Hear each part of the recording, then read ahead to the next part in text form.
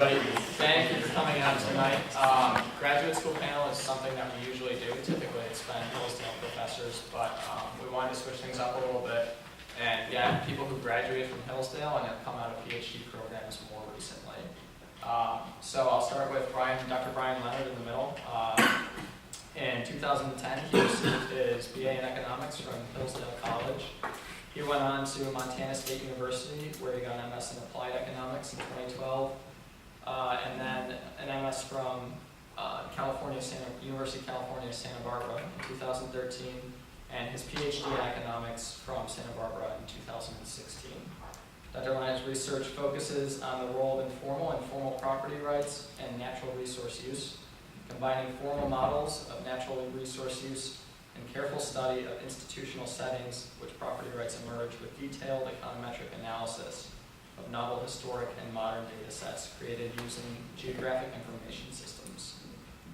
Dr. Dave Hebert, on my right here, attended Hillsdale College, where he was a member of the track team, receiving his BS in economics in spring of 2009. After college, he attended George Mason University's graduate program in economics, where he was fortunate enough to learn economics from economists such as Peter Betke, Walter Williams, Donald Boudreau, Richard Wagner, Peter Leeson, Chris Cohn, and Brian Kaplan. His research takes a distinctly praxeological approach to explaining the political world as the product of exchange and the institutions within which those exchanges take place. Currently, his research focuses on explaining the disconnect between citizens, why the disconnect between citizens of the United States and what they want the tax code to look like and what the tax code actually looks like. And given that we live in a democratic society. And finally, Dr. Sarah Estelle on the end. Sarah Estelle is an associate professor of economics at Hope College. She extends the theories and empirical techniques of microeconomics to questions located along the imperialist frontier of economic research. She's interested in policy in general, but especially education choices, risky health behaviors, and parents' investments in children. Sarah's current research projects include empirical studies of the effect of a mother's college enrollment on her school-age children, the influence of a mother's conversations about sexual activity with the teen on the daughter's risky behavior, and the social costs of felony sentencing. So without further ado, please join me in welcoming our panel.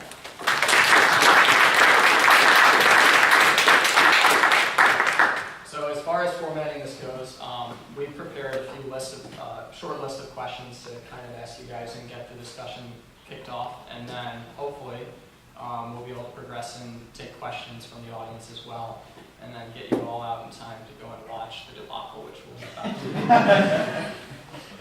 Take your time. So I'll start with the first question, and I guess we'll just start with the end, Dr. Estelle. How and when did you decide that economics graduate school was the right path for you? So the when started with Mrs. Blackstock in business statistics. On parents' weekend, when the parents came for their grown-up parent-teacher conference, right, with the professor. Do they do anything like that now, where parents come and actually talk to the professor? Isn't it a little odd? Right, and so they sat down across the table from her, and she said, "Wow, your daughter's very good at this. She should think about graduate school." And no one in my family, that wasn't really on the radar. And so they said, "Well, how would we ever pay for that?" And she said, "Oh no, she won't have to pay, right? This is economics, right?" And so, oh, how fantastic, right? More school and not having to pay for it. So that was when it first came on my radar. The decision to actually go, though, I would like to think that it was some really well-reasoned cost-benefit analysis, but it was, I love economics, and I don't want to do less of this, I want to do more of it.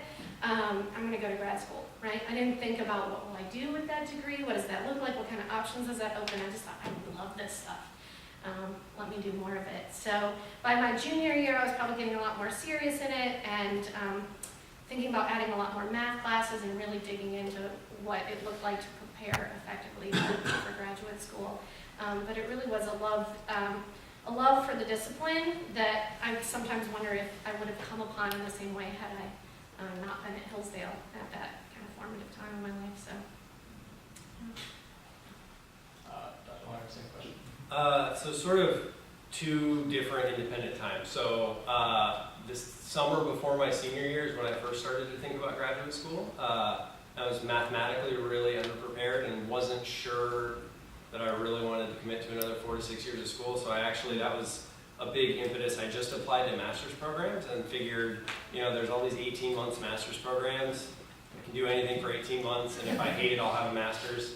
And if I don't hate it, I'll go get a PhD. And I ended up absolutely loving it and sort of got immersed in a community of scholars who do sort of property rights and environmental stuff that's based out in Bozeman. And basically everyone there said, you should do this for a living, you should go.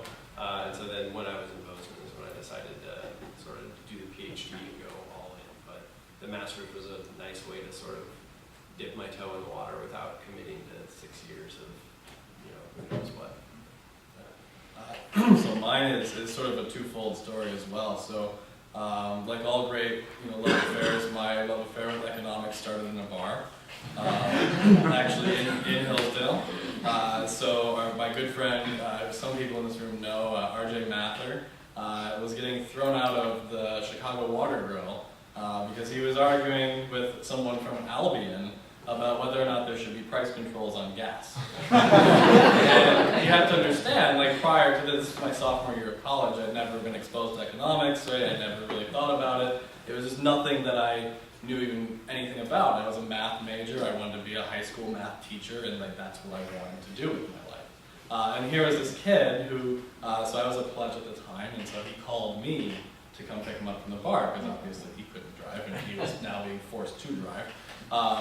And so I showed up at the bar, and he's screaming at this guy, like just berating him, right? And he's saying, no, like this is ridiculous. Like if you have that, you're going to have a shortage. The poor people aren't going to get the gas. All the problems that you're trying to prevent are actually going to be caused.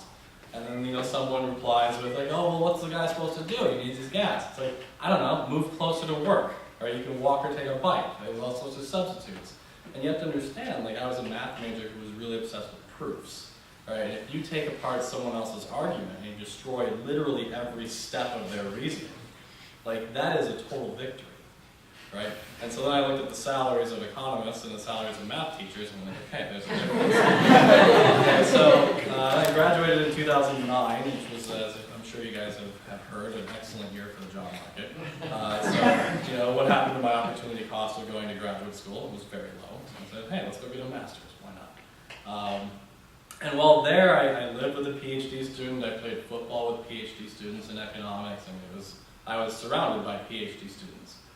And at one point, I got invited to play golf with a couple of them, and lo and behold, Pete Becky shows up, and he's going to play golf with us. Right? I didn't know who Pete Becky was. This is like how ignorant I was of basically everything. And so because I didn't know who Pete was, I didn't understand why everyone was so deferential to him. Right, everyone's like, yeah, Pete is someone, like, if you don't know him, which you should, I think he's come to Hillsdale before. Pete could walk into a graduate price theory class and say, you know what, the demand curve actually slopes up. And everyone in the class would be like, that might be true. And so, but I was the guy who was like, no, that's utter nonsense. Like, you're lying, you're just flat out wrong. All right, and to this day, Pete and I still have not finished the argument that we started on that golf course. I'm not going to tell you what that argument was because I don't want it on video. So, it wasn't about economics. I promise you that. It's not inappropriate or anything. So it was about economics, and at the end of the round, so this is 4 hours in a row of me arguing with Pete Becky, he said to me, it's like, you can make a living out of this, right? And I said, how? He's like, go get your PhD, I'll pay for it. Okay. So it was this love affair that literally started at the bar, and as Dr. Pongrassa can tell you, like, I got a C- in principles of macro. If Mark Steckbeck were still here, he could tell you that I got a C- in principles of micro, right? And for some reason, I still declared an econ major because I fell in love with the subject that night at the bar, and I just continued because it's amazing. I love it. So I don't know if you guys, so Tyler knows this now. I actually have a tattoo of an econ graph on my right arm. Like, I love it. I really do. So that to me, those two events basically for me were the two that made me say, okay, this is what I have to do. I can't not do this.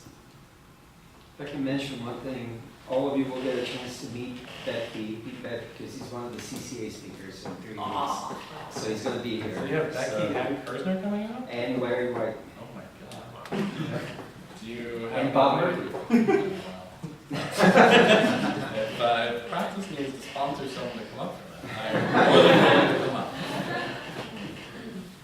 Okay, moving on. So, Dr. Miller, we'll start with you now. Could you talk about what the application process for graduate school is like, and more specifically, kind of what difficulties you had, and advice to students who are going through the process or preparing to do so right now? Sure. So one thing is that there's a lot of paperwork involved, and not all of it depends only on you. So you should get started very early. In particular, you're going to be asking people to write you letters, and you want them to write you letters, and you want to give them plenty of time to do that, which is something, as Dr. Wolfman and Dr. Steele can tell you, I did not do. I was pretty last minute about it. So that's one thing, and I mean, you know, you got to get your GRE scores, and there's just a lot of logistics that are involved that are going to kind of be out of your hands for at least a little while, and so it's good to set those things in motion early. Another thing that was kind of a constraining factor for me at the time, but one thing to think about is cost. I think back when I applied, most of these applications were somewhere from $50 to $100, which as an undergrad or even when I was getting my master's quickly becomes sort of a limiting factor in how many schools you want to apply to. I had professors telling me, you know, it's really low cost, just apply to 20 places. And I'm thinking, that's $2,000 that I don't have. So that's worth thinking about. I think now IHS actually has a sort of like scholarship kind of thing for that, where if you tell them you're applying to graduate school, they'll cover application costs, which is great. One thing that really did not play a role for me when I was applying to master's programs, but played a big role and sort of shaped where I ended up going when I applied to PhD programs, is to look at the research of specific individuals in departments. So you're not just, it's hard to know exactly what you want to do sitting where you are right now, but you're ultimately not just applying to a particular university, but you should be looking and thinking about particular individuals who you might want to study under, whose research interests are related to yours. And in your cover letter, you should have a different cover letter for each place that you're applying to, or research statement, or whatever it is, and you should name those people. And so this was something that I sort of, through some connections at Montana State, was actually able to develop some of those relationships ahead of time, and that's really, I went to Santa Barbara to work with a very specific individual, and that's exactly what happened. And that can not only aid with the admissions process, but sometimes the way funding is allocated is sort of directly determined by particular individuals, and they sort of have a pot of money to give to, I get an RA this year, or so-and-so. And so if you can be the person that they want to fund as an RA, that goes a really long way. So, talking to your professors here will help you get an idea of, some people that you should maybe seek out and take a look at and consider their research interests. Certainly anybody who's interested in environmental stuff, send me an email, because there's people scattered all over the place, but being able to demonstrate that you're familiar with particular individuals will really set you apart from kind of your average person. But get started early is all I can say. Yeah, I would wholly agree. The earlier you start, the better your chances of getting in and getting funding are. And the real thing that you want is that funding, right? That's like, if you don't get the funding, it's usually not worth it to go to graduate school in the first place. So most times, at least in economics, it's less true. So a master's degree does, on average, add something to your average annual salary or your lifetime earnings. PhD is significantly harder, and it adds very little, right? So I know lots of people with just a master's degree in economics that make significantly more money than I do, but they also work significantly more than I do. So there's a trade-off there, but I'm sure we'll cover that later on in this panel. But the real key is, like Ryan was saying, you're not just applying to schools, right? So it's not like you applied to college where you say like, oh, let's go one to like all these top-ranked schools and that happen to fit my geographic preferences and sort of familial constraints or anything like that. Like those matter, don't get me wrong, but the real thing that you're setting yourself up for is a lifetime of inquiry. And you want to study with people that are asking questions that are similar to the things that you're interested in, right? So like I have absolutely no interest in dynamic, stochastic, general equilibrium models.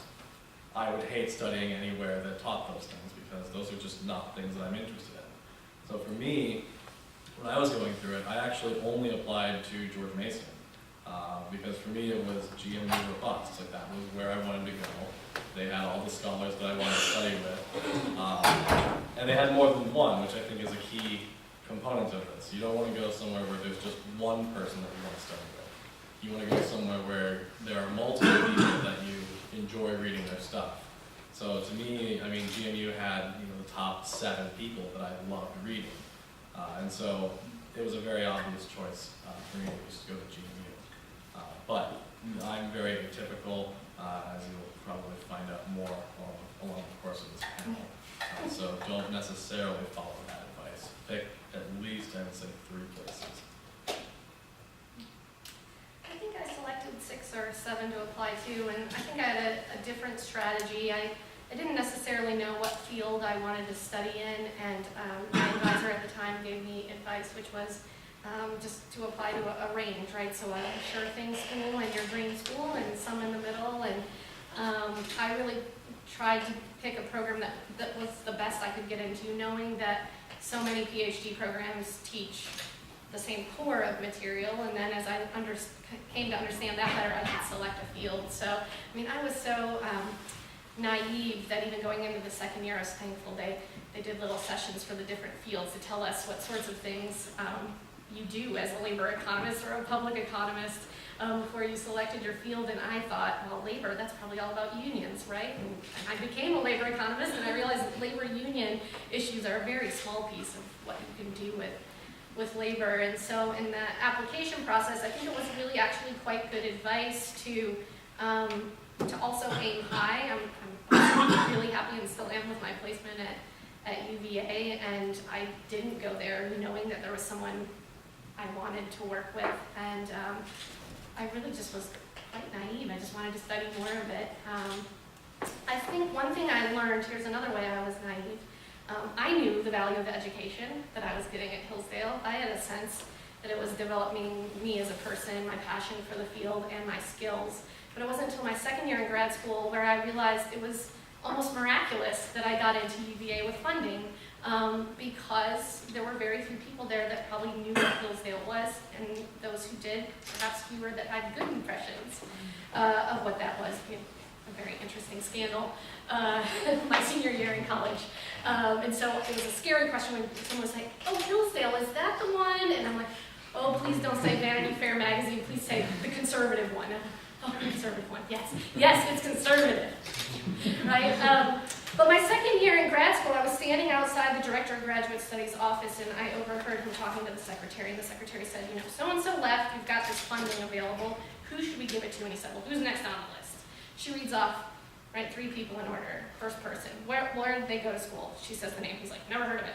Second person, never heard of it. Third person, yep, that's a good school, we'll give it to them. And I thought, oh my goodness, this is the way they make these major decisions, right? So this isn't to say it's going to be wrong, right? It's to say you can strategize in a way, I think, to make up for whatever lack of information they have. Certainly your professors know how to write good letters of recommendation, and they can attest to the difficulty of your courses, the type of work you're actually doing. Yes, it's a small liberal arts college, but we too do intermediate micro in the way that you would at an R1 research university.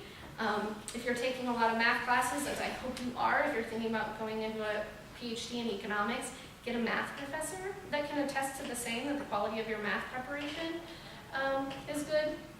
And in writing your personal statement, which is important, an important piece of the application, see if there aren't ways that you can demonstrate that you're committed to kind of the, personally this was true for me, the mainstream of economics, right? And so you're prepared to do what it takes to make it, they have very high impressions of themselves, and you want to give evidence, right? Not just claim to, but give evidence that you're ready to kind of play with the big dogs.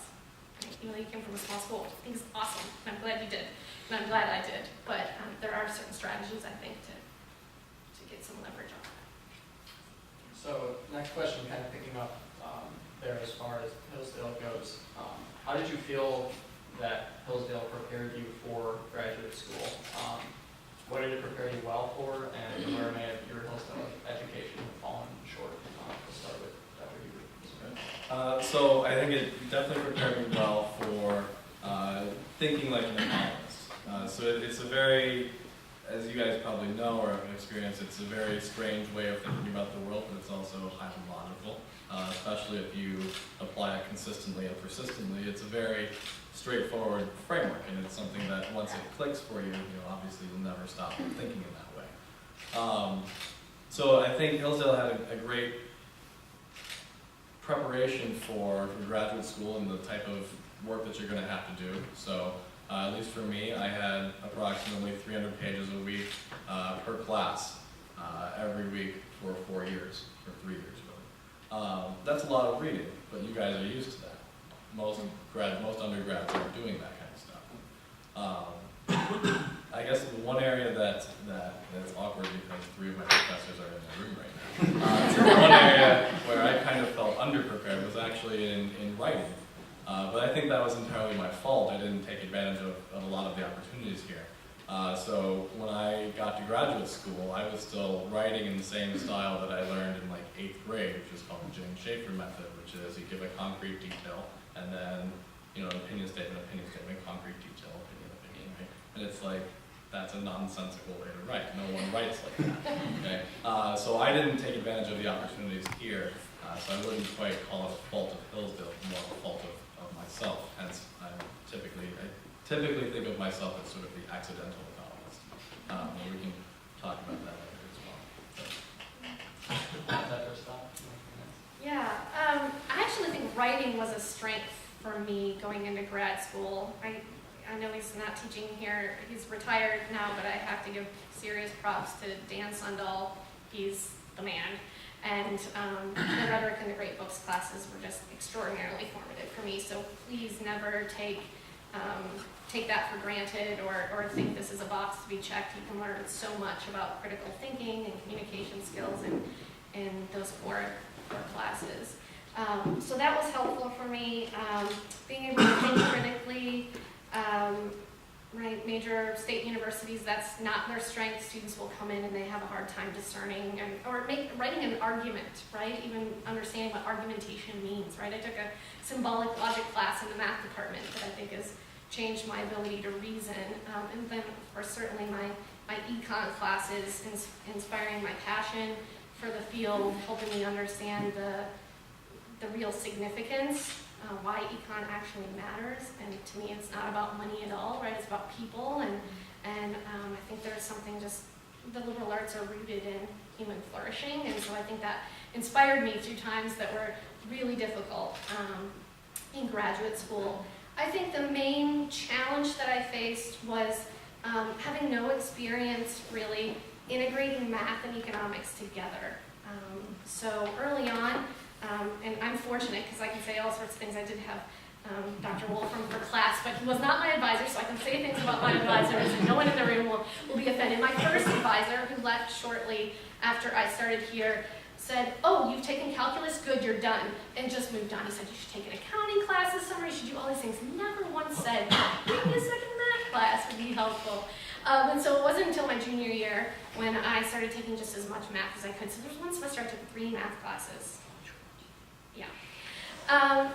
And it can be tricky here, just as a side note, right? The real analysis course was not called real analysis, advanced calculus or something. Those are the sorts of things you want to be aware of so that your letter writers can say, our course called advanced statistics is econometrics, right? It's econometrics. They want to see that. One week into grad school, I said to my math econ professor, there was math camp. Did you all have math camp at the beginning? Like some kind of intensive few weeks before you get started where it's all math and econ. And at the end of my first week, I said, I know how to do econ and I know how to do math. I have no clue how to do them together. And he kind of giggled. And then I think he looked at everyone's tests and said, well, none of you actually do. But I would say try to find ways to integrate those things now. If you want to go the kind of standard neoclassical, or like I'm an applied microeconomist, I need to think mathematically even if I'm not taking derivatives all the time. It's been really helpful to my thinking. So I think the main thing is just to do more math. So I think I was incredibly well prepared from the standpoint of just kind of work ethic and workload, as Dave was talking about. I was really underprepared mathematically, particularly when I transitioned to Montana State.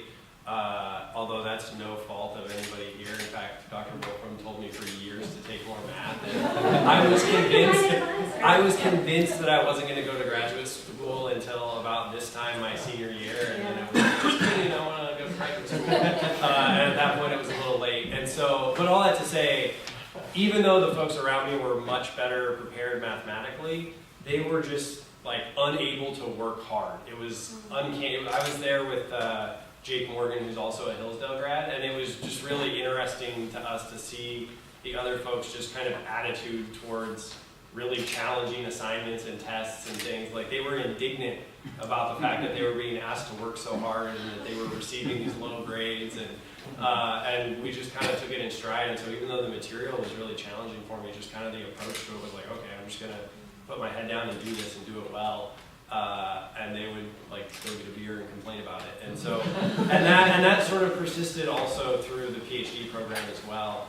And so I think that made a huge difference. As far as taking math classes goes, I mean, when I left here, I had only taken Calc 1 and it took me 2 tries to pass it. And so I ended up teaching myself calculus and linear algebra out of the Chang Wainwright book that I think is maybe used in Math Econ now. So I know there's a lot more going on to prep folks now, even than there was then, but I would emphasize linear algebra. The other thing that I think, at least from my recollection and my experience here, is I took several statistics courses, right? So I took the business statistics course that I think is probably still required. I took the econometrics course. Then I took another course from Dr. Bunt that was like quantitative analysis or something. The thing that I struggled with the most, I mean, econometrics ended up being one of my fields and it's my favorite thing to teach and I love it. The place where I felt the most behind was actually in sort of more abstract probability theory, which is probably available in the math department. But from the stats perspective is one thing, but just sort of thinking about probability theory was something that even when I got to the PhD level, it was kind of glossed over at Montana State as well. And so that's one thing to kind of think about. The other thing that I think maybe the average like R1 undergrad probably gets a little more experience with would be programming. And so there's ways around that. There's teaching it to yourself. I mean, a lot of it is just sort of best practices with how to program and write code regardless of what language you're using, because that will vary depending on what program you end up in. But that's something that's also worth thinking about, is just becoming familiar with writing in code, because if you do any kind of implied analysis, that's going to end up happening. Okay. So next question, could you speak a little bit to what economics graduate school is actually like, how one of us might know if it's for us, and then also what kind of an average day in the life of a graduate student is like, sort of like yourself. Yeah, so it's hard. It's harder than you can imagine.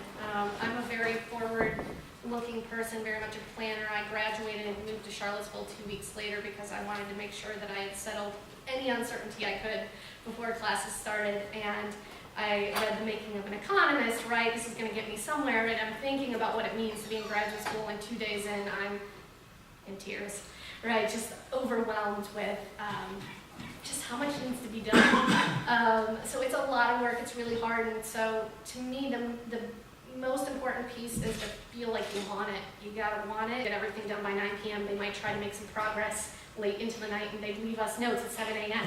Right, so 7 a.m., come in, keep working on homework till we have class. We were either in the library or in class, or reading a discussion section, because many of us, most all of us with funding were TAs as well. But it was probably 14 hours a day, 7 days a week for the first 2 years. And you really have to love what you're doing to push through that sort of thing. I mean, it was so intense that after my first semester was done, I turned in my final exam. I think I stood there at the desk in front of my professor, like, what do I do now? Go home for Christmas? What is it I'm supposed to do? Because it was just 200 miles per hour from the start. So it's tough, is what it is. But